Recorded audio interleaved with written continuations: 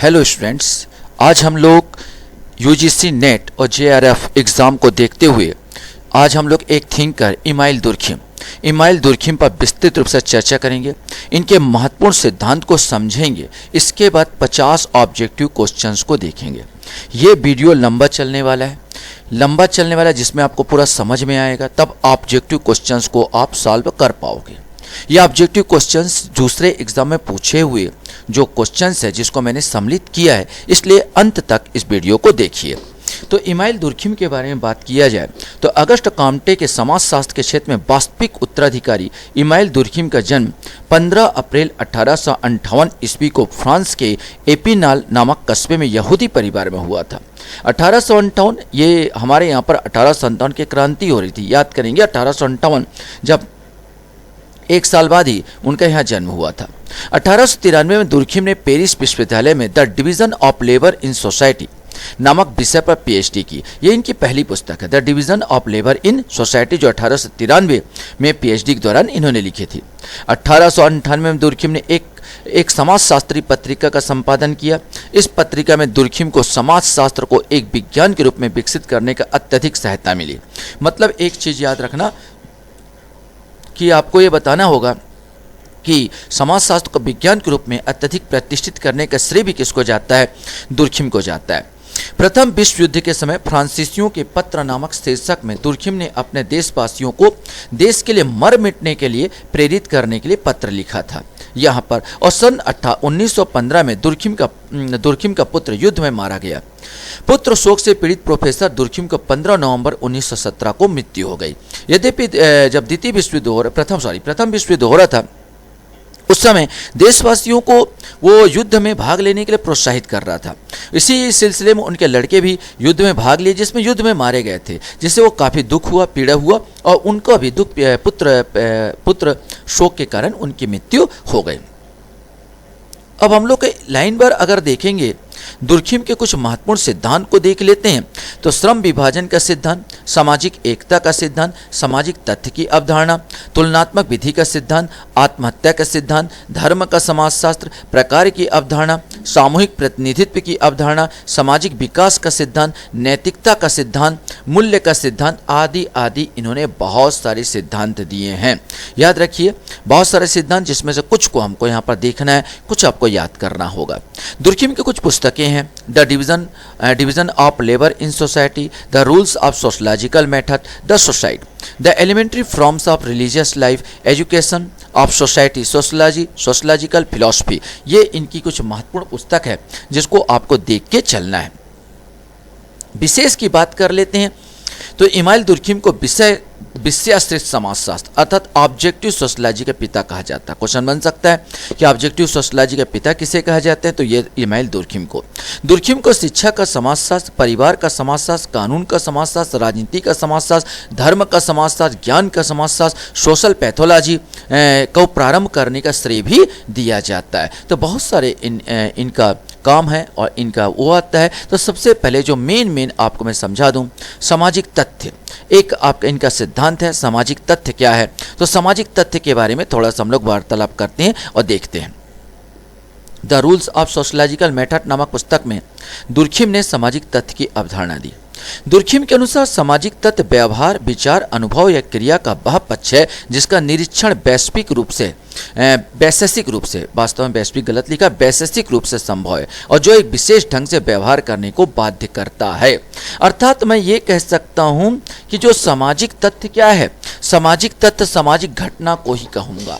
सामाजिक तथ्य जो होता है, जो घटना होती है हमारे देश में, जो हमारे समाज में हमारे सामने जो कोई भी घटना होती है समाज की, ये सब के सब क्या हो गए, सामाजिक तथ्य कहलाएंगे। सामाजिक घटना का ही नाम है जिसको इन्होंने कहा सामाजिक तथ्य कहा। चाहे वो विवाह हो, चाहे वो हत्या हो, चाहे वार्तालाप हो, चाहे भीड़ जमे, ठीक है, यहाँ पर और जितने भी यहाँ पर होते हैं सब के सब सामाजिक घटना है। एक छोटा सा चीज, अगर मान लीजिए मंदिर है, यहाँ पर एक मंदिर में, यहाँ पर एक मंदिर है और मंदिर के प्रवेश से पहले ही, अगर मंदिर के प्रवेश से पहले ही सीढ़ियों के पहले मैं चप्पल उतार के प्रवेश करता हूँ, तो ये भी जो चप्पल उतारना है ये भी एक सामाजिक घटना है। मैं आपको इंगित करना चाहूँगा।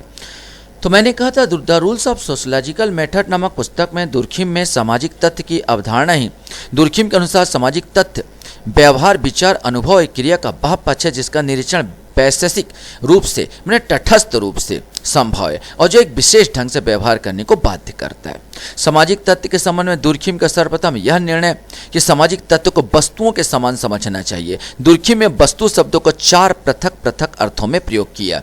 मैंने जिस प्रकार वस्तु, समझ लीजिए, जिस प्रकार वस्तु है, कोई मोबाइल रखी है, कोई चीज रखी है, अपन उसको देख सकते हैं। मान लीजिए यहाँ पर कोई वस्तु है, यहाँ पर कोई वस्तु आपके सामने है, मैं इसको क्या, सामाजिक तत्व एक ऐसी वस्तु है जिसमें कुछ विशेष गुण होते हैं जिन्हें बाहरी तौर पर देखा जा सकता है। मान लीजिए एक छोटा सा पत्थर का टुकड़ा है तो बाहरी तौर पर आप इसे देख सकते हो, जैसे वस्तु को, ये वस्तु है, इसको बाहरी तौर पर आप देख सकते हो और आकार प्रकार आप देख सकते हो। ठीक उसी प्रकार सामाजिक तत्व भी होता है, जिस प्रकार वस्तु को आप देख सकते हो ठीक उसी प्रकार सामाजिक तथ्यों को भी देखा जा सकता है। सामाजिक तत्व एक ऐसी वस्तु है जिसको केवल अनुभव द्वारा जाना जा सकता है। जिस प्रकार एक वस्तु को आप छूते हो, भाई गर्म है, सुबह ठंडा है, भाई ये कठोर है, ये मुलायम है, ये किसके द्वारा जानते हो, छू कर जानते हो, महसूस करके जानते हो। सामाजिक तत्व भी एक वस्तु है जिसे अनुभव द्वारा जाना जा सकता है। यद्यपि सामाजिक तत्व सामाजिक घटनाओं को छुआ नहीं जाता, वो क्योंकि वह अमूर्त है। सामाजिक संबंधों होने वाले जितने तथ्य हैं, घटनाएं हैं, वो अमूर्त होते हैं, लेकिन अनुभव जरूर किया जा सकता है वस्तु के माफिक। सामाजिक तथ्य एक ऐसी वस्तु जिसका अस्तित्व मनुष्य पर बिल्कुल निर्भर नहीं है। जिस प्रकार ये प्राकृतिक चीज, मैंने एक पत्थर बोला, ये मनुष्य पर अवलंबित नहीं है, यहाँ पर जो प्राकृतिक रूप से, उसी प्रकार जितने सामाजिक घटनाएं होती है ये मनुष्य पर अवलंबित नहीं होती, ये होती चली जाती है। यहाँ पर मनुष्य इसका कारक बन सकता है, बात अलग है उसमें, लेकिन इसका जो रूप होता है, जैसे कोई भी सामाजिक घटना हम लोग लेते हैं, अकस्मात एक्सीडेंट हो जाना, अकस्मात क्या बोलना चाहिए, लड़ाई झगड़ा हो जाना, ठीक है, यहाँ पर ये मनुष्यों पर डिपेंड नहीं करता, बस अपने आप होता चला जाता है। सामाजिक तत्व एक ऐसी वस्तु जिसको केवल बाहरी तौर पर देखकर ही जाना जा सकता है। जिसको मैं बाहरी तौर पर देखकर जा सकता हूँ, वैसी सामाजिक घटनाएं होगी और सामाजिक घटनाओं को भी मैं बाहरी तौर पर देखकर ही जान सकूंगा। तो ये 4 आपसे क्वेश्चन बन सकता है। सामाजिक तत्व की अवधारणा वस्तुक रूप में किसने दी है, तो इमानुएल दुर्खिम ने दी है। इस दृष्टि से सामाजिक तत्व स्थिर न होकर गतिशील और परिवर्तनशील अवधारणा है। दुर्खिम ने सामाजिक तत्व की अवधारणा को समझने के लिए 2 शब्दों का, वाह्यता और बाध्यता का प्रयोग किया है। वाह्यता, सामाजिक तत्व व्यक्तिगत चेतना के बाहर है तथा इसका स्रोत व्यक्ति न होकर समाज है, और बाध्यता, सामाजिक तत्व के पीछे समाज एवं समूह की शक्ति होती है। इस शक्ति के प्रभाव एवं दबाव के कारण ही व्यक्ति उसी प्रकार आचरण करता है जैसा समाज चाहता और निर्देश देता है। देखिए, मैं आपको यहाँ पर समझाने की कोशिश करूंगा कि भाई सबसे पहले मंदिरों के सामने अगर जूता चप्पल आपने छोड़ के अंदर प्रवेश करते हो तो किसी ने तो बनाया होगा, लेकिन पर्टिकुलर जब उसको समाज अपना लेता तो कोई नहीं कह सकता कि मैं स्वयं बनाया हूँ, क्योंकि इसमें वाह्यता गुण कहाँ से आया नियम कि हम मंदिर के द्वार के सामने जूता चप्पल उतारे। ये वाह्यता, ये बाहर से ऑटोमेटिक आया, भले कोई व्यक्ति बनाया हो, भले किसी व्यक्ति का सोच है, लेकिन जब सामूहिक हो जाता तो किसी व्यक्ति की सोच नहीं रह जाती। इसी को बोलते हैं वाह्यता। सामाजिक घटनाएं में वाह्यता होता है। बाध्यता, आपको कौन बाध्य कर रहा है कि मंदिर के सामने आपको जूते चप्पल उतारना, एक छोटी सी मैं उस एग्जांपल ले रहा हूं, कौन बाध्य कर रहा है? समाज का, जो समाज में नियम कानून होते हैं, समाज में होते हैं, जो एक प्रकार से बाध्यता डालता है। तो सामाजिक घटनाएं जो छोटी छोटी होती है, बड़ों को मैं छोटा, जनरीति, प्रथा, रूढ़ी, परंपरा, परिपाटी, ये सब के सब में जो भी हम क्रियाकलाप करते हैं, जो भी काम करते हैं, सब छोटे छोटे सामाजिक घटनाएं होती है, सामाजिक तथ्य होती है। इसको हम करते चले जाते हैं, इसको हम करते चले जाते हैं यहाँ पर। तो कुल मिलाकर इसमें वाह्यता और बाध्यता के गुण पाया जाता है। सामाजिक तत्व के एक प्रकार, तो सामाजिक तत्व में सामान्य सामाजिक तत्व जो समाज के स्वीकृत प्रति मानव के अनुरूप होते हैं और व्यापक एवं उपयोगी होते हैं। माने जो सामान्य सामाजिक तत्व होते हैं जो मानव द्वारा स्वीकृत होते हैं, मानव द्वारा स्वीकृत होते हैं और मानव का अनुरूप और व्यापक और उपयोगी होते हैं। बहुत सारी चीज़ होते हैं, जैसे हमारे यहाँ पर होता है मंदिर में प्रवेश करने से पहले भाई नहा धो के आओ, सामाजिक घटना है। छोटा छोटा जनरीति, प्रथा, रूढ़ी जो है सामाजिक घटनाएं होती है। अपनी जाति से ही विवाह करना बोल दिया जाता है, सामाजिक घटनाएं होती है। लेकिन कुछ व्याधिकी सामाजिक तथ्य भी होते हैं। व्याधिकी माने रोग, व्याधिकी माने रोग, जैसे मारपीट हो गया, लड़ाई झगड़ा हो गया, किसी से डकैती हो गया, सामाजिक घटना ही है। सामाजिक घटना है, व्यभिचार हो गया, सामाजिक घटना ही है। तो व्याधिकी सामाजिक तत्व जो समाज के स्वीकृत प्रतिमान के विपरीत समाज पे अनुपयोगी होते हैं, यह अपराध कहलाते हैं। तो दो प्रकार के सामाजिक तत्व की चर्चा की है, सामान्य सामाजिक तत्व और व्याधिकी सामाजिक तत्व। ठीक है, सिद्धांत की आलोचनाएं भी की गई है। गैब्रिएल टार्डे का मत है कि दुर्खिम में सर्वत्र ही व्यक्ति की अपेक्षा समाज को अधिक महत्व दिया है। टार्डे के अनुसार यदि बाध्यता ही सामाजिक तत्व की विशेषता है तो सहयोग, स्वतंत्रता जिसमें दबाव नहीं है, सामाजिक तत्व नहीं माने जाएंगे। सही है भाई, सहयोग करना आपकी मर्जी है, दबाव थोड़ी है आपका। किसी से प्रेम करना आपकी मर्जी है, करना है करो, नहीं करना ही करो, दबाव थोड़ी है आपका। तो फिर क्या सामाजिक तत्व नहीं है? क्या हर में क्या दबाव आता है? क्या हर में क्या दबाव लगता है? तो गैब्रिएल टार्डे का मत सही है कि आप समाज में दो प्रकार के सामाजिक तत्व में बता दिए, गुण बता दिए, दो गुण, बाह्यता और बाध्यता। एक बार ठीक है, बाह्यता कि किसने दिया ये बताना मुश्किल है, हम मान के चलते हैं ये ऑटोमेटिक आया होगा, ये नियम कानून, लेकिन सब में बाध्यता ही जुड़ा हो ये जरूरी नहीं है। कैटलिन, जिन्होंने दुर्खिम की पुस्तक का सिद्धांत संपादन किया, दुर्खिम के सामूहिक चेतना की अवधारणा की आलोचना की है, किंतु दुर्खिम की तारीफ करते हुए दुर्खिम को पद्धति का आचार कहा। क्वेश्चन बन सकता है, दुर्खिम को पद्धति का आचार किसने कहा? तो कैटलिन ने कहा है। अब मेरे पास एक और सिद्धांत इसका आता है, सामूहिक चेतना, कलेक्टिव कॉन्शियसनेस की सिद्धांत है, सामूहिक चेतना का सिद्धांत है। दुर्खिम की सामूहिक चेतना की अवधारणा उनकी सामाजिक तत्वों की व्याख्या पर आधारित है। दुर्खिम में सामूहिक चेतनक सिद्धांत को सर्वप्रथम सन 1898 में अपनी पुस्तक सोशलॉजी ऑफ फिलॉसफी में प्रस्तुत किया। दुर्खिम के अनुसार प्रत्येक समाज में कुछ ऐसे विचार, धारणाएं और भावनाएं होती है जिन्हें समाज के अधिकतर लोग सामान्य रूप से अपनाते हैं, क्योंकि यह विचार, धारणाएं और भावनाएं सबके द्वारा मान्य होती है। इस कारण ये सामूहिक रूप से समस्त समूह का प्रतिनिधित्व करती है। इन विचारों, धारणाओं और भावनाओं का निर्माण सामाजिक चेतना से होता है और सामाजिक चेतना का निर्माण व्यक्तिगत चेतना की अंतःक्रिया और उनके पारस्परिक प्रभाव के फलस्वरूप होता है। कहने का तात्पर्य है, समाज में जितनी भी घटनाएं होती है, समाज में जितने भी तत्व है, कोई ना कोई एक व्यक्ति बनाता होगा इसको। चाहे वो हम विवाह को ले ले, विवाह करने का नियम ले ले, लेकिन जब व्यक्ति बनाता है और समाज में मान्यता प्राप्त हो जाती है उसको, तो वो उसका पर्सनल नहीं रह जाता, बल्कि क्या हो जाता है, पूरे समाज का हो जाता है। और व्यक्ति ऑटोमेटिक इसको प्राकृतिक नियम के अनुसार अब चुपचाप अपनाता चला जाता है। उसकी सहज प्रवृत्ति हो जाती है, अपनाने की सहज प्रवृत्ति हो जाती है। जैसे जनरीति है, प्रथा है, रूढ़ी है, जिसको हम लोग अपनाते हैं, बड़ों को आते ही नमस्कार कर लेते हैं। एक छोटा सा सामाजिक तथ्य है, सामाजिक घटना है, लेकिन ये ऑटोमेटिक हमारे ये बड़ा है, नमस्कार करना है मेरे को, नमस्कार हम करते हैं। तो कुल मिला के देखा, इसी को बोलते हैं सामूहिक चेतना। सामूहिक चेतना का आधार है प्रत्येक समाज में समानता एवं विभिन्नता दोनों पाई जाती है, परंतु इन विभिन्न तत्वों के होते हुए भी सामाजिक प्राणियों में कुछ समान विचार, धारणाएं और भावनाएं भी होती है। इन समानता के आधार पर समाज में इस प्रकार के विचार, धाराएं या भावना उत्पन्न हो जाती जिन्हें हम समाज के अधिकतर लोग मानते हैं। यह समान विचार, भावनाएं, धारणाएं उत्तरोत्तर स्पष्टता सामाजिक जीवन में जड़ पकड़ती जाती है और अंत में सामाजिक प्रतीक रूप में विकसित होती है। जैसे सिंपल सा हमारे यहाँ पर देखो, जैसे हिंदू समाज में एक स्त्री मांग का सिंदूर उसका सौभाग्यशाली होने का, पवित्रता का प्रतीक है।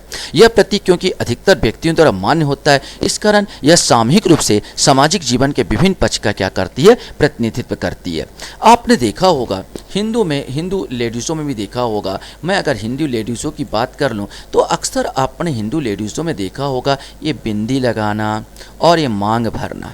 ये बिंदी लगाना, मांग भरना बड़े शौक से विवाहिता स्त्री ये हिंदी मांग भी भरती है और वो भी लगाती, इसमें उनको कोई आपत्ति नहीं। सौभाग्यशाली यार, किसने बनाया होगा इसको कि बिंदी लगाना है और मांग भरना है, सधवा लोगों को मांग भरना है। यही स्वाभाविक चेतना है, यही बोला जाए तो स्वाभाविक चेतना है जो हम लोग क्या करते हैं, अपनाते जाते हैं।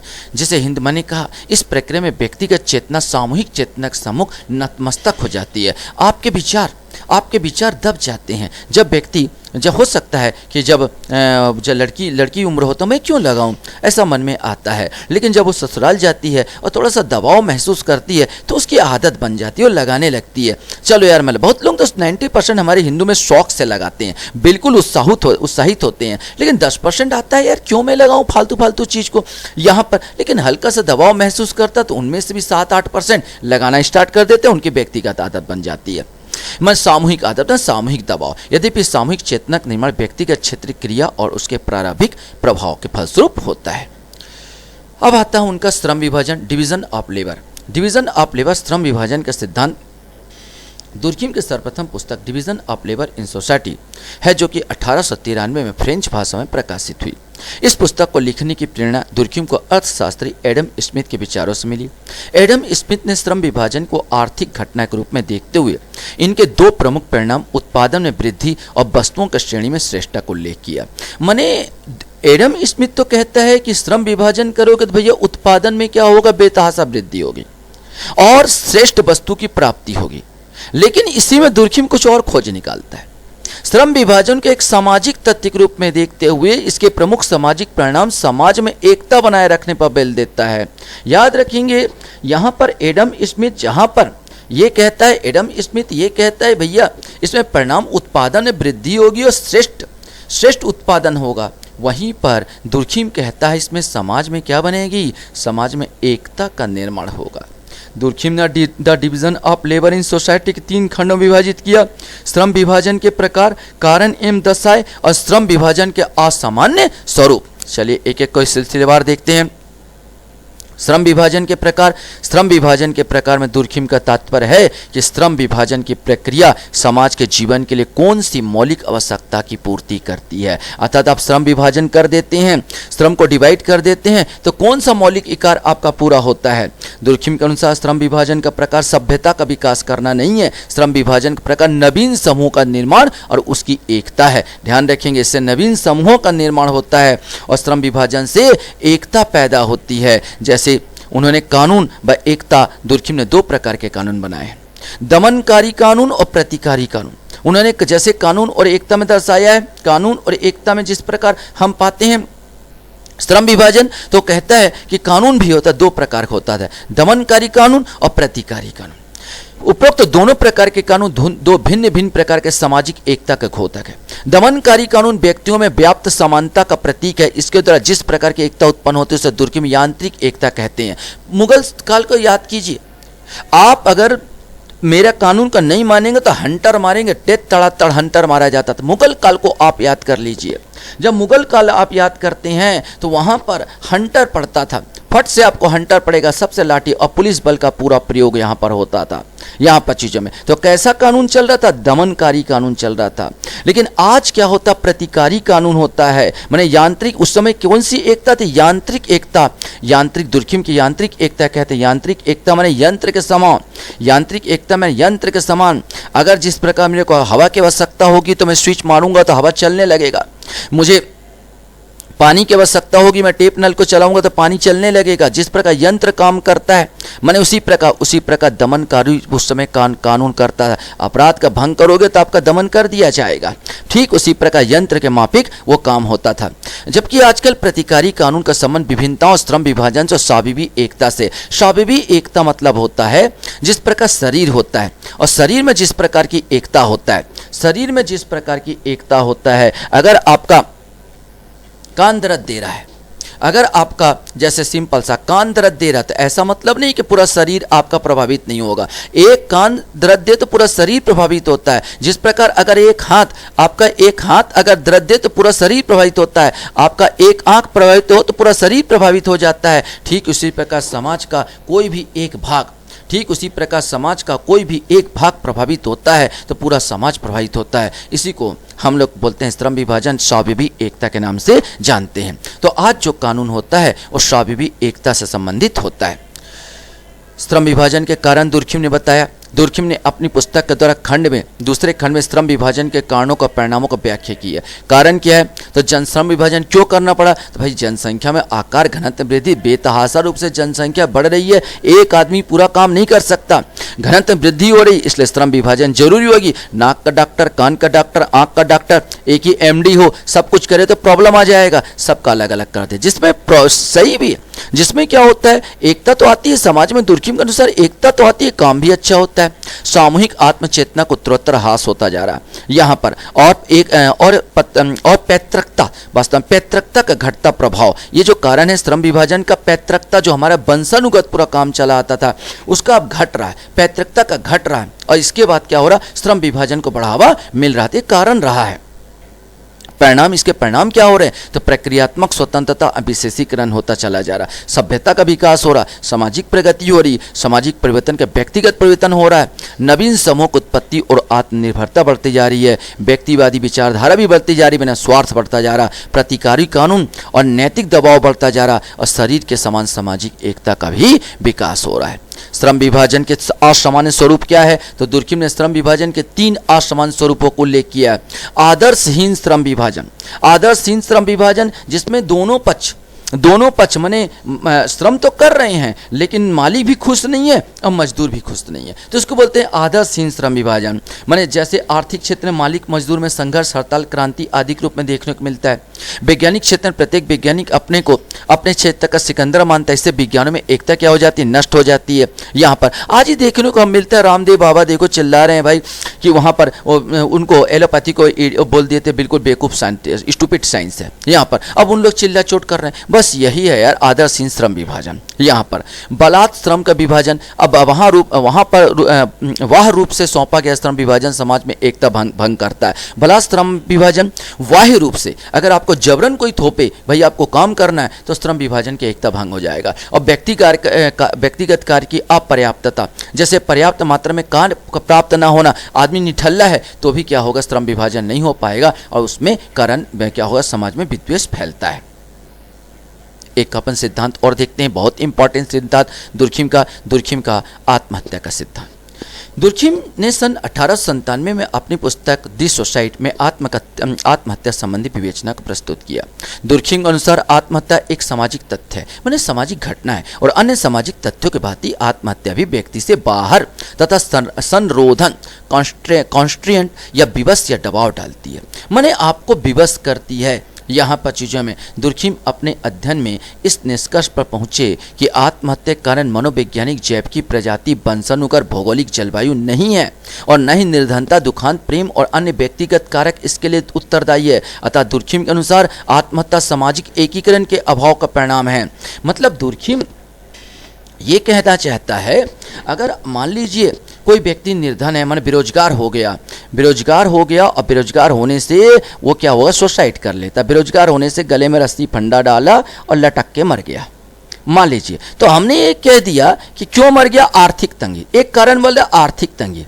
सर जी आर्थिक तंगी, आप पीछे अगर देखोगे कि आर्थिक तंगी थी, दूसरा पे कोई भी व्यक्ति को आर्थिक तंगी थी, दूसरे व्यक्ति को भी आर्थिक तंगी थी, लेकिन ये मर गया और दूसरा व्यक्ति क्यों नहीं मरा? तो मैं पाता हूँ तो अगर इसके रीजन देखूंगा तो आर्थिक तंगी हेल्प कहीं से मिल पा रहा था नहीं, ये आदमी ने पहले ही अपने रिश्ते नातेदार से संबंध काट लिए थे। हो सकता है इस व्यक्ति ने पहले ही अपने रिश्ते नातेदार से संबंध काट लिए थे। हो सकता है इसका व्यवहार इतना नाखुश करने लगा होगा कि व्यक्ति ही इससे कटने लगे थे। अंतोगत्वा ये व्यक्ति अकेला महसूस कर रहा होगा, कोई हेल्प नहीं करेगा, समाज से कटा महसूस कर रहा होगा। तो वास्तव में अगर देखा जाए तो समाज में एकता भंग हुई होगी, और समाज में एकता भंग हुई तभी इस व्यक्ति ने आत्महत्या किया। इसलिए दुर्खिम कहीं ना कहीं सही है, सामाजिक जो आत्महत्या है सामाजिक एकीकरण के अभाव का परिणाम है। दुर्खिम के आत्महत्या का समाजशास्त्री निष्कर्ष क्या निकला? आत्महत्या की जनसंख्या की दृष्टि से प्रतिवर्ष लगभग एक जैसी रहती है। जनसंख्या की दृष्टि से प्रतिवर्ष एक जैसी रहती है, अर्थात मैं अगर ये कहूँ, यहाँ पर मैं ये कहने की कोशिश करूँ, जनसंख्या पर बात किया जाए तो जनसंख्या की दृष्टि से मान लीजिए किसी की जनसंख्या पहले 1000 थी, मान लीजिए 1000 थी, अब 1000 थी तब भी 10% लोग मान लो आत्महत्या कर रहे थे, 10% लोग आत्महत्या कर रहे थे। अब अगर बढ़ के जनसंख्या 2000 हो जाती है, 2000 हो जाती है तो भी, मतलब पहले 1000 में 10% बने, आप 100 लोग आत्महत्या अगर कर रहे थे, मान लीजिए यहाँ पर, तो 2000 में 200 लोग आत्महत्या कर रहे होंगे। सिंपल सी बात है। माने इसमें भी कितना परसेंट आया? 10% ही आया। इनका कहना यही है कि भाई आत्महत्या की जनसंख्या की दृष्टि से प्रति वर्ष लगभग एक जैसी रहती है। आत्महत्या शीत ऋतु की अपेक्षा गर्मी में अधिक होती है, क्योंकि गर्मी में इतना बेतहाशा गर्मी प्रति लोग संकुचित होने लगते हैं, समाज से कटने लगते हैं। आत्महत्या स्त्रियों की तुलना पुरुष अधिक करते हैं, क्योंकि पुरुष को समाज से जूझना पड़ता है, द्वितीयक संबंधों से जूझना पड़ता है, जो उसको वेदना देती है। स्त्रियां बच्चों के साथ मिली रहती है, समाज में रहती है, और विशेष करके बच्चों के साथ मिली रहती है, इसलिए जुड़ाव महसूस करती है, इसलिए आत्महत्या कम करती है। आत्महत्या दर युवाओं की अपेक्षा वृद्धों में अधिक होती है, विशेष करके क्योंकि दुर्खिम पश्चिम का था, और पश्चिम में देखा था, पश्चिम में आपने देखा होगा वृद्ध अकेले रह जाते हैं, उनके बच्चे अच्छे तो अब वो अलग रहते हैं और वृद्ध अलग रहते हैं। कभी उनका पार्टनर मर जाए, दोनों में से एक कोई वृद्धा या वृद्ध कोई मर जाए, तो उसमें बिल्कुल अकेला महसूस करते हैं, इसलिए वहाँ के लोग वृद्धों में ज़्यादा आत्महत्या कर लेते हैं। वहीं भारत का अगर देखा जाए तो भारत में वृद्ध अपने साथ रहते हैं, नाती पोते का साथ रहते हैं, वो एकता महसूस करते हैं, इसलिए भारत में वृद्धों में कम आत्महत्या देखने को मिलती है। ग्रामीण समुदाय की तुलना में नगरीय समुदाय में आत्महत्या अधिक होती है, क्योंकि यहाँ पर सबसे ज़्यादा क्या हो जाते हैं? द्वितीयक संबंध पाए जाते हैं। सैनिक सामान्य जनता की वजह अधिक आत्महत्या करते हैं, क्योंकि सैनिक भी अपने समाज से कटे होते हैं, केवल सैनिक साथियों के साथ वो रहते हैं, जिसके कारण उनमें समाज का कटाव महसूस करते हैं। कैथोलिक धर्म के अनुयायी की अपेक्षा प्रोटेस्टेंट धर्म के अनुयायी अधिक आत्महत्या करते हैं। उन्होंने देखा कैथोलिक का अपेक्षा जो प्रोटेस्टेंट धर्म है ये अधिक पूंजीवादी है, और पूंजीवादी जो होता है स्वार्थ पर बल पर चलता है, स्वार्थ के बल पर चलता है। यहाँ पर एक दूसरे को गला काट प्रतिस्पर्धा देखने को मिलता है प्रोटेस्टेंट धर्म में। जहाँ तक देखा है इटली कैथोलिक धर्म भाई वहाँ पर आत्महत्या कम है, लेकिन इंग्लैंड अमेरिका प्रोटेस्टेंट धर्म का अनुयायी है, वहाँ आत्महत्या ज़्यादा होती है। आत्महत्या विवाहितों की अपेक्षा अविवाहित विधवाओं परित्यक्ताओं में अधिक होती है, क्योंकि जो अविवाहित होते हैं वो अकेलापन महसूस करते हैं, और विवाहितों में संतान वालों की अपेक्षा संतानहीनों में अधिक आत्महत्या देखने को मिलती है, अर्थात जो संतानहीन है वो अकेला महसूस करने लगते हैं। ये कहता है दुर्खिम के जब ये क्वेश्चन पूछा गया कि एक ही पोजीशन में एक आदमी आत्महत्या कर लेता, दूसरा आदमी आत्महत्या क्यों नहीं करता, तो वो कहता आत्महत्या की धाराएं चलती है। जिस प्रकार हवा की धाराएं चलती है उस प्रकार आत्महत्या की भी धाराएं चलती है, जिसमें एक आदमी ग्रसित हो जाता है, ज़्यादा ग्रसित होता है सुसाइड कर लेता है, एक आदमी सह लेता तो नहीं करता। तो इनका यह सिद्धांत था। अपने अध्ययन में यह निष्कर्ष निकाला कि आत्महत्या की धाराएं होती है जो कि सामाजिक संगठन की विभिन्न अवस्थाओं में उत्पन्न होती है, और ये यंत्र पर प्रभाव डालकर उनमें से कुछ को आत्महत्या करने के लिए बाध्य करती है। आत्महत्या के प्रकार को अगर देख लिया जाए, दुर्खिम ने यद्यपि किसी पुस्तक में 4 प्रकार बताए गए हैं, लेकिन यहाँ पर जो सामान्य ढंग से हम देखते हैं तो 3 प्रकार ही मिलता है। स्वार्थ में आत्महत्या, माने इस प्रकार की आत्महत्या तब होती है जब व्यक्ति और समाज का पारस्परिक संबंध इतना ढीला, अव्यवस्थित या बंधन मुक्त हो जाता है कि व्यक्ति अपने को सामूहिक जीवन से पृथक पाता है। यह परिस्थिति अति व्यक्तिवाद या अहम बात के कारण होती है। आपको समझाने के लिए मैं ऐसे समझा सकता हूँ। मान लिया जाए एक लड़का है जो क्या करता है, एक लड़की से प्रेम करता है। एक लड़का एक लड़की से प्रेम करता है और उससे विवाह करना चाहता है, और माता पिता इसके लिए राजी नहीं है। अब लड़का जबरन इससे विवाह कर लिया, और माता पिता कहते रहे बेटा तेरे 3 तो पहले से बहन है, जब तू इस लड़की से शादी कर लेगा तो समाज में इनका विवाह नहीं होगा। लेकिन लड़का बोलता नहीं, मैं तो करूँगा इसी लड़की से, और मान लीजिए इस लड़की से विवाह कर लेता है। कट गया। आज वो बेरोजगार हो गया,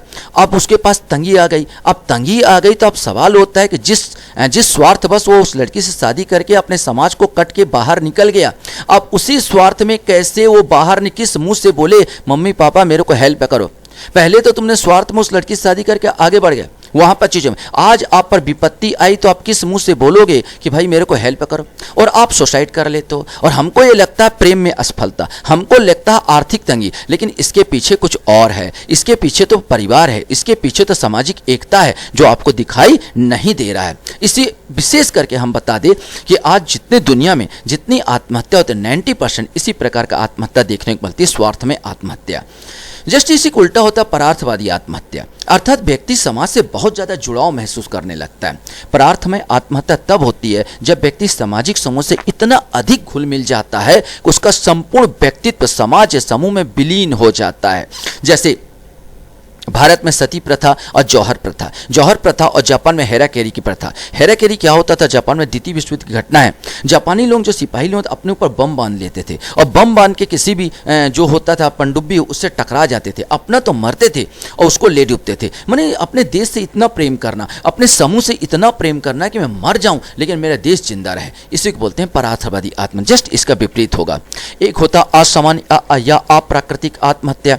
इस प्रकार की आत्महत्या तब होती है जब समाज की संरचना, सामाजिक संतुलन या समाज में नैतिक संगठन में अचानक या अस्वाभाविक परिवर्तन आ जाता है और समाज के सदस्य इस नवीन परिवर्तन में सामंजस्य करने में असफल हो जाते हैं। जैसे दुर्खिम के अनुसार निराशा, व्यापारिक गिरावट, आर्थिक संकट आदि भी आत्महत्या के लिए क्या होते हैं? उत्तरदायी होते हैं। इसी प्रकार अचानक क्या हो जाए, शेयर मार्केट गिर जाए, अचानक आर्थिक तंगी महसूस करने लगे, अचानक तो भी व्यक्ति आत्महत्या करे। बाढ़ आ जाए, भूकंप आ जाए, यहाँ बाढ़ आ गया, भूकंप आ गया, उसके पास पूरा खत्म हो गया सब कुछ, सब उस पूरा परिवार सहित सुसाइड करता है यहाँ पर। तो कुल मिला के इस प्रकार का जो होता है अप्राकृतिक आत्महत्या के रूप में वो दर्शाया है। दुर्खिम के अनुसार आकस्मिक संपन्नता भी आत्महत्या के लिए उत्तरदायी है क्योंकि यह अवस्था भी असंतुलन उत्पन्न करती है। दुर्खिम के अनुसार समानता लोग यह समझते हैं कि आर्थिक संकट निर्धनता को उत्पन्न करते हैं और निर्धनता आत्महत्या को बढ़ावा देती है, परंतु वास्तविक तत्वों से पता चलता है कि निर्धनता से आत्महत्या प्रवृत्ति क्या होती है? कम होती है। बिल्कुल सही कहते हैं। भिखारी लोग नहीं मरते। आप देख लीजिए जितने अमीर लोग मरते हैं, जिन पास पैसा वो मरते हैं। भिखारी को आपने मरते देखा है? सुसाइड करते देखा है? इसलिए दुर्खिम कहता है निर्धनता आत्महत्या से बचाती है। एक सिद्धांत और हम इसको देखते हैं, धर्म की उत्पत्ति का सिद्धांत। अपनी धर्म संबंधी विचार अपनी पुस्तक the elementary forms of religious life दिया। उसने अपने धर्म के सिद्धांत का प्रतिपादन ऑस्ट्रेलिया के आदिम जाति अरुंटा के धार्मिक संस्था के अध्ययन पर किया है। मैंने एक चीज़ याद रखना, दुर्खिम ने आदिम जाति अरुंटा, वो कहते हैं विश्व की सबसे जो पुरातन जाति वो अरुंटा जनजाति, जो ऑस्ट्रेलिया का अरुंटा जनजाति है, उसी पर आधारित इनका धर्म का सिद्धांत है। दुर्खिम के अनुसार धर्म एक प्रथा के निषिद्ध पवित्र वस्तुओं संबंधित विश्वासों और क्रियाओं के संगठित व्यवस्था है। विश्वासों और क्रियाओं को जो उन लोगों को चर्च नाम से नैतिक समुदाय के साथ बांधते हैं जो उनको मान्यता देते हैं, ये उनकी परिभाषा है। इस प्रकार दुर्खिम धर्म को एक सामूहिक वस्तु मानते हैं जो विश्वास और कार्यों के योग से बनता है। वो कहता है ये आत्मा परमात्मा जो मानते हैं, टायलर बोलता है ये स्वप्न अपने से धर्म की उत्पत्ति होती है, गलत है। वास्तव में जब समूह इकट्ठा होता है, जब समूह इकट्ठा होता है तो एक शक्ति का बोध होता है और उसी शक्ति का नाम क्या हो जाता है? धर्म हो जाता है। मैं इसको ऐसे समझा देता हूँ। मान लीजिए एक आपने बोला ये उंगली है, ये भी बोला ये उंगली है, ये उंगली है, लेकिन जब आप इसको पूरा बांध देते हो, जब इसको पूरा बांध देते हो तो आप बोलते हो ये, मैं बोला ये क्या है तो आप बोलोगे सर ये मुट्ठी है, मैं बोला ये क्या है तो आप बोलते हो ये मुट्ठी है। और मुट्ठी उंगली की अपेक्षा ज़्यादा शक्तिशाली होती है, तो इसमें एक शक्ति का बोध हो जाता है। ठीक उसी प्रकार जब हम लोग व्यक्ति लोग अकेले रहते हैं तो बड़ा उदासी रहता है, जब सब मिल के काम करते हैं तो एक सामूहिक शक्ति का बोध होता है। उसी शक्ति को दुर्खिम कहता है धर्म और कुछ नहीं, सामूहिक शक्ति का योग है। उन्होंने पवित्र और अपवित्र की धारणा दी है। दुर्खिम ने संसार के समस्त घटनाओं को दो भागों में विभाजित किया है। एक भाग पवित्र समझी जाने वाली वस्तुओं से संबंधित है तथा दूसरा अपवित्र वस्तुओं से संबंधित है। धर्म उस वस्तुओं, घटनाओं तथा व्यवहार से संबंधित है जो पवित्र मानी जाती है। धर्म की उत्पत्ति के प्राचीन सिद्धांतों की आलोचना की है। टायलर तथा स्पेंसर की आलोचना करते हुए दुर्खिम ने इस धारणा का खंडन किया कि धर्म की उत्पत्ति स्वप्न, छाया, मृत्यु आदि जीव शास्त्रीय मनोवैज्ञानिक कारणों से हुई है। उसने मैक्स मुलर के सिद्धांत की आलोचना की जिनके अनुसार तूफान, आंधी, भूकंप, बाढ़ आदि से धर्म की उत्पत्ति हुई।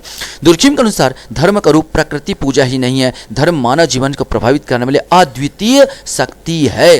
धर्म की उत्पत्ति सामाजिक व्याख्या करते हुए कहते हैं दुर्खिम के अनुसार धर्म का स्रोत स्वयं समाज है। धार्मिक अवधारणाएं समाज की विशेषताओं के प्रतीक के अतिरिक्त कुछ भी नहीं है। पवित्र या ईश्वर केवल मूर्त रूप समाज है और धर्म का सामाजिक कार्य सामाजिक एकता की उत्पत्ति, संरक्षण व स्थिरता है। माने धर्म का जो कार्य सामाजिक एकता पैदा करना। और वास्तव में ईश्वर क्या है? ईश्वर क्या है? ईश्वर पवित्र माने समाज है, ईश्वर वास्तव में समाज है। इसलिए दुर्खिम के अनुसार स्वर्ग की सृष्टि विभूतिमान समाज है। बहुत इंपॉर्टेंट है, स्वर्ग की सृष्टि विभूतिमान समाज है। कुल मिलाकर जो स्वर्ग है वो पूरा समाज ही है, जो ईश्वर है पूरा समाज ही है। उन्होंने सबसे पहले इसको समझाने के लिए अरुंटा, ऑस्ट्रेलिया का अरुंटा जनजाति का अध्ययन किया। धार्मिक उत्पत्ति की वास्तविक आधार जानने के लिए दुर्खिम ने ऑस्ट्रेलिया के अरुंटा जनजाति का अध्ययन किया, क्योंकि यह जनजाति पूर्ण रूप से आदिम है। अरुंटा जनजाति के अंदर प्रचलित टोटमवादी धर्म के आधार पर दुर्खिम इस निष्कर्ष पर पहुंचे कि टोटम गोत्र का प्रतीक है, जो जानवर, पौधा या वस्तु हो सकता है। प्रत्येक गोत्र अपनी उत्पत्ति इस टोटम से मानता है और उनके प्रति अत्यंत श्रद्धा का भाव रखता है, उसके प्रति निषेध का पालन करता है। टोटम संबंधी निषेधों का भंग करने वाले लोग के विरुद्ध पूरा गोत्र एक हो जाता है और उन्हें दंड देता है। अतः दुर्खिम ने यह निष्कर्ष निकाला, टोटम अलौकिक शक्ति का प्रतीक है, टोटम गोत्र है अथवा ईश्वर गोत्र है, गोत्र मानव समूह है, अतः समूह क्या है? ईश्वर है।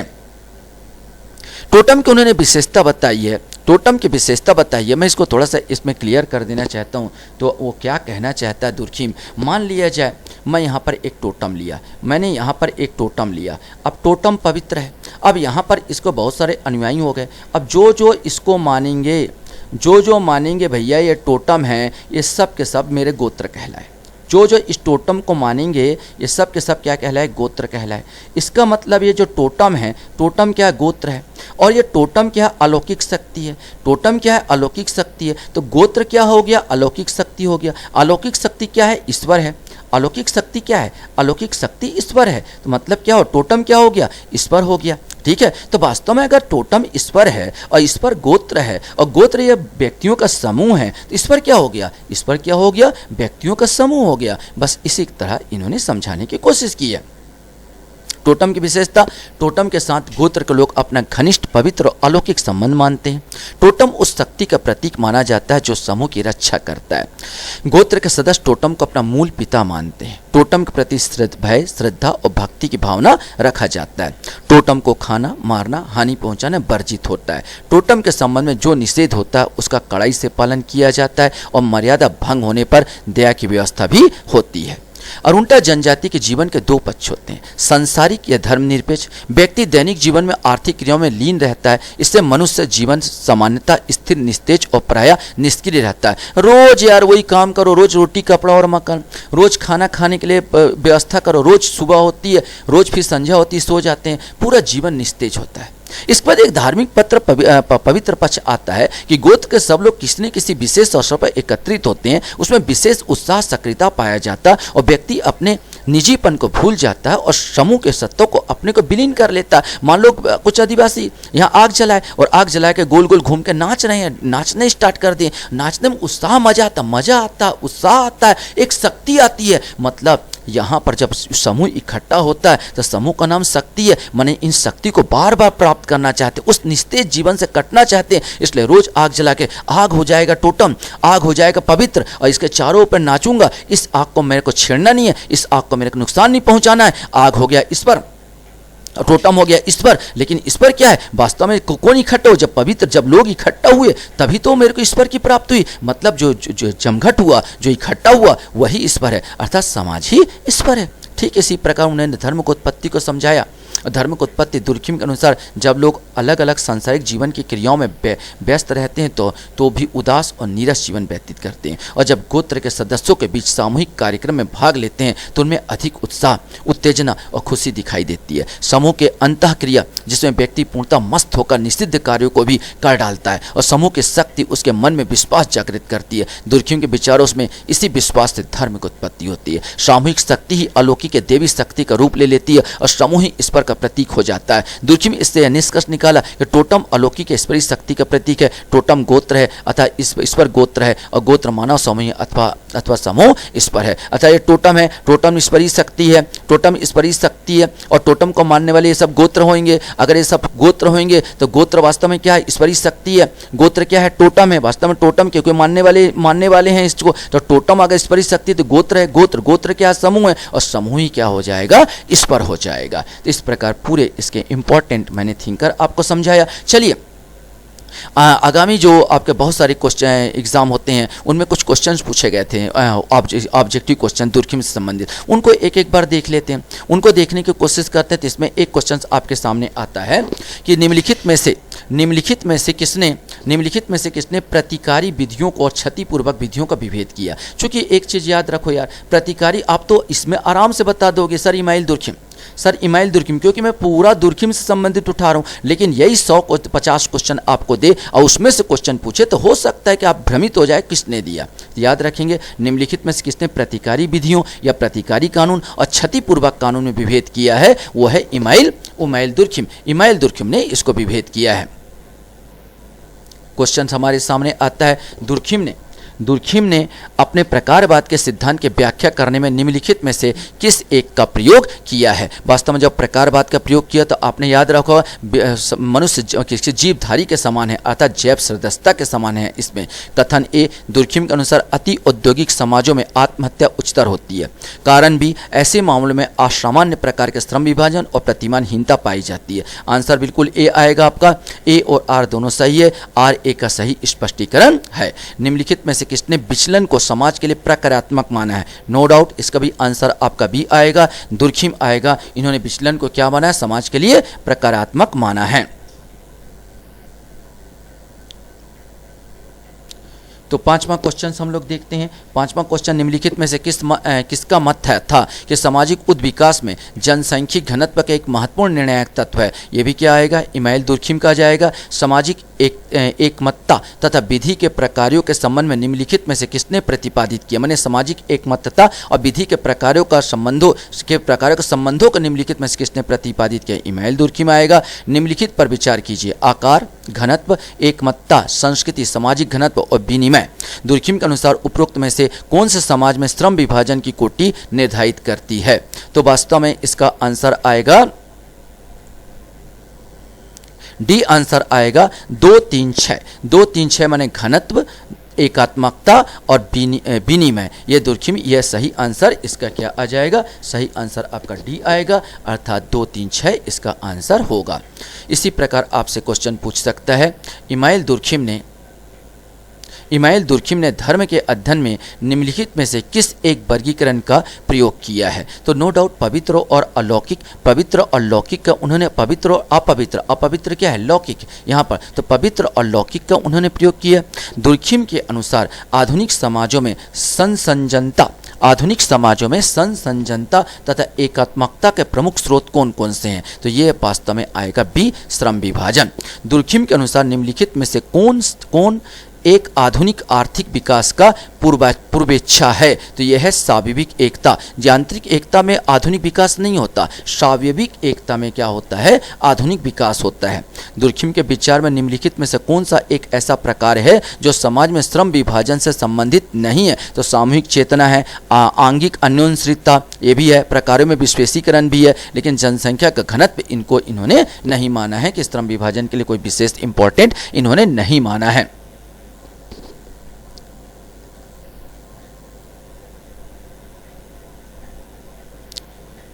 नेक्स्ट क्वेश्चन हमारे सामने आता है, दुर्खिम के अनुसार निम्नलिखित में से कौन से कारक यांत्रिक एकता या संहिता से आंगिक संहिता या स्वावयवी एकता में परिवर्तन होने में बाधक है। प्रतिमानहीनता, अपर्याप्त संगठन, अवसरों की समानता। निम्नलिखित में से सही उत्तर चुनिए। सही आंसर आपका डी होगा, 1, 2, 3। माने जो बाधक है प्रतिमानहीनता है, अपर्याप्त संगठन और अवसरों की समानता, ये हो जाएगी तो यह पूरा क्या हो जाएगा, ये बाधक बन जाता है। यांत्रिक एकता और आंगिक एकता की अवधारणा नो डाउट किसने दी है, इमाइल दुर्खिम ने दी है, जिसे यांत्रिक एकता और स्वाभाविक एकता के नाम से हम लोग जानते हैं। क्वेश्चन आपके सामने है, धर्म हृदयहीन का हृदय है। यह कथन निम्नलिखित में किसका है, इमाइल दुर्खिम का है। किसने यह कहा कि तुलनात्मक समाजशास्त्र की एक विशेष शाखा नहीं है, वह स्वयं में समाजशास्त्र है। नो डाउट इमाइल दुर्खिम का है। ये सब याद करके जाएंगे आप लोग। समाजों के वर्गीकरण में पवित्र समाज का प्रयोग किसने किया, इमाइल दुर्खिम ने किया। आदर्श शून्यवादी आत्महत्या की अवधारणा किसने प्रतिपादित की है, तो आदर्श शून्यवादी आत्महत्या की अवधारणा इमाइल दुर्खिम ने प्रतिपादित की है। वैसे तो क्लियर, आत्महत्या की अवधारणा जो समाजशास्त्री देते हैं वो इमाइल दुर्खिम ही होते हैं। तो वैसे भी आत्महत्या संबंधित क्वेश्चन पूछे तो आपका तो यही आ जाएगा, इमाइल दुर्खिम ही आ जाएगा। किसने कहा है कि अपराध एक सामान्य घटना है, ये भी इमाइल दुर्खिम कहते हैं कि अपराध क्या है, एक सामान्य घटना है। दुर्खिम ने 4 तरह की आत्महत्या का वर्णन किया। इनमें से 3 है अहमवादी, यथार्थवादी और आदर्शहीनता। चौथी प्रकार के आत्महत्या कौन सा है, बस तो बहुत कम पिक्चर उसमें मिलता, पुस्तक मिलता है। और ये आपका चौथा प्रकार होता भाग्यवादी आत्महत्या। हत्या। Professional ethics and civil morals नामक पुस्तक किसने लिखी? नो डाउट किसका आएगा? इमाइल दुर्खिम का ही आएगा। इमाइल दुर्खिम ने ही इस पुस्तक को लिखी थी।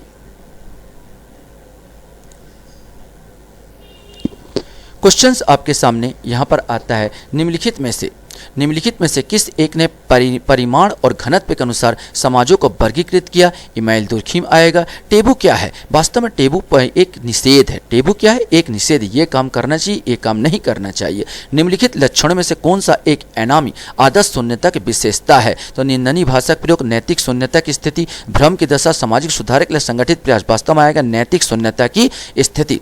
दुर्खिम के अनुसार धर्म के सबसे आदिम प्रकार कौन सा? आपने देखा टोटमवाद, उन्होंने धर्म का सबसे आदिम प्रकार बताया। यह तर्क किसने प्रस्तुत किया कि अपराध सभी समाजों का अभिन्न सामान्य अंग है? यह क्या है? दुर्खिम ने। एक क्वेश्चन में पूछ चुका था, यहां पर इसी प्रकार क्वेश्चंस आपसे पूछे जा सकते हैं। आदर्श शून्यता। आदर्श शून्यता शब्द का सर्वप्रथम प्रयोग किसने किया? नो डाउट दुर्खिम ने किया है। किसने कहा है कि समाज का वर्गीकरण उनके आयतन और घनत्व के अनुसार किया जाता है? दुर्खिम कहता है। सामाजिक विचारक जिसने सामाजिक एकता के प्रत्यय के महत्व पर बल दिया, वो भी क्या है? ये इमाइल दुर्खिम ने एकता के प्रत्यय पर बल दिया है।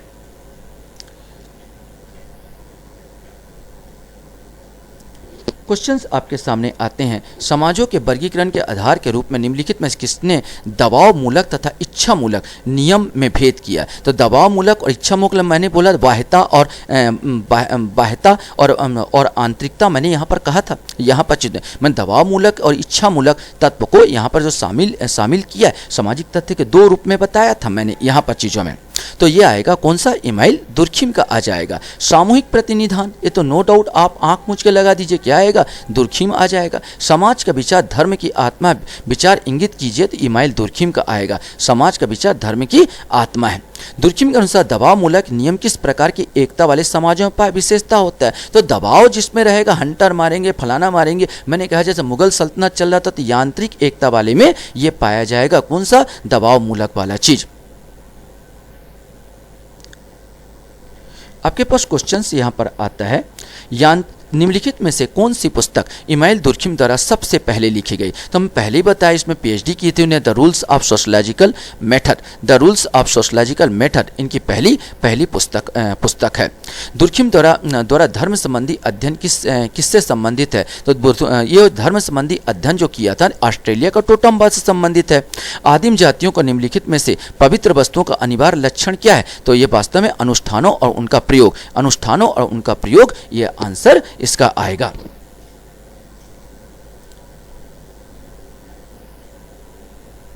क्वेश्चंस आपके सामने आता है यहाँ पर, निम्नलिखित में से किसने सामाजिक तथ्य को वस्तु के रूप में प्रस्तावित किया है? तो सामाजिक तथ्यों को बोला वस्तु के रूप में समझना चाहिए। कौन बोलता था? इमाइल दुर्खिम बोलता था।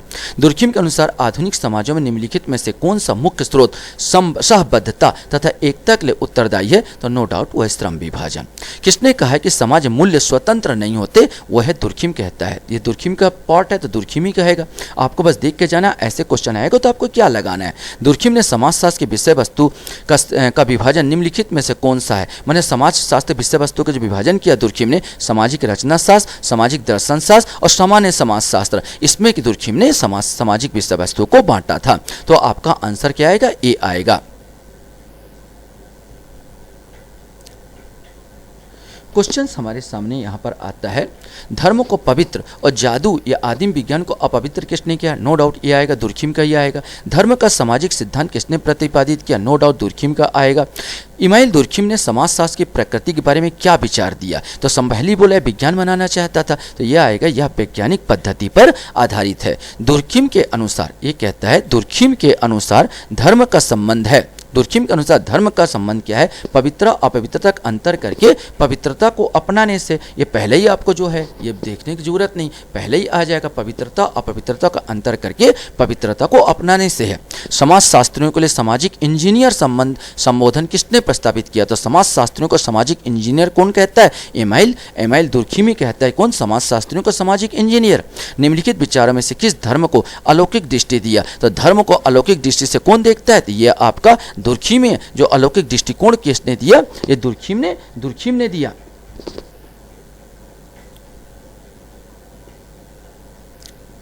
एक आपका मिलान करने को क्वेश्चंस आ सकते हैं। वैसे बहुत सारे क्वेश्चन बन सकते हैं, लेकिन मैं यहाँ पर मिलान करने को दिया कि सूची 1 को सूची 2 से मिलाइए। साबेबी एकात्मकता, देखो साबिया भी एकता क्या होता तो नो डाउट इमाइल दुर्खिम कहा जाएगा। तार्कीकरण की बात किया जाए तो मैक्स वेबर तार्कीकरण करता। अलगाव की बात सबसे पहले की थी कार्ल मार्क्स ने दिया था। पश्चिमीकरण की बात किया जाए तो श्रीनिवास ने दिया था। इस प्रकार हम लोग देखेंगे ए का दूसरा आना चाहिए, फिर तार्कीकरण बी का तीसरा आना चाहिए, अलगाव चौथा आना चाहिए और लास्ट में डी का पहला आना चाहिए। मतलब आंसर क्या आना चाहिए आपका? बी आंसर आना चाहिए। जादू और धर्म के मत एक नैतिक समुदाय जिसे कि चर्च कहा जाता है के आधार पर अंतर स्थापित किया। दुर्खिम की परिभाषा है, वास्तव में क्या है? दुर्खिम ने इसको परिभाषित किया था। हमारे सामने क्वेश्चन आ सकता है, दुर्खिम पर निम्न जोड़े में से किस जोड़े के समाजशास्त्रियों का प्रभाव पड़ा? तो दुर्खिम पर अगर प्रभाव पड़ा समाजशास्त्रियों का तो एम मॉस और M Simon, Herbert S Simon आएगा। साइमन आया, एम मॉस और एस साइमन का प्रभाव दुर्खिम पर सबसे ज़्यादा पड़ा था। किसने कहा कि धर्म की उत्पत्ति का आधार आदिकालीन गण चिन्ह है? तो वास्तव में कौन है आदिकालीन गण चिन्ह? गण चिन्ह में टोटम, मतलब कौन बोलता है? दुर्खिम कहता है। समाज में एकता का आधार उसके सदस्यों में समानता न होकर उसमें पाए जाने वाले अंतर है। यह कथन भी किसका है? यह कथन भी दुर्खिम का है। ये इस प्रकार मैंने 50 क्वेश्चन जो आए हुए हैं इसमें मैंने आंसर को भी यहाँ पर दर्शा दिया, जो भी आंसर आपका आया है। हाँ, अगर आप लोग मेरा इस वीडियो का PDF चाहते हो, अगर आप लोग मेरे इस वीडियो का PDF चाहते हो तो बहुत सिंपल सा शुल्क 10 रुपये आपको पेड करने होंगे, जो मेरे मोबाइल नंबर गूगल पे पर 9907910448 पर पेड होंगे। इसके बाद आपको व्हाट्सएप नंबर अपना भेजना होगा और हेडिंग जिसका चाहते हो, दुर्खिम चाहते हो तो दुर्खिम का हेडिंग आपको देना होगा। वीडियो वॉच करने के लिए धन्यवाद। Thank you very much.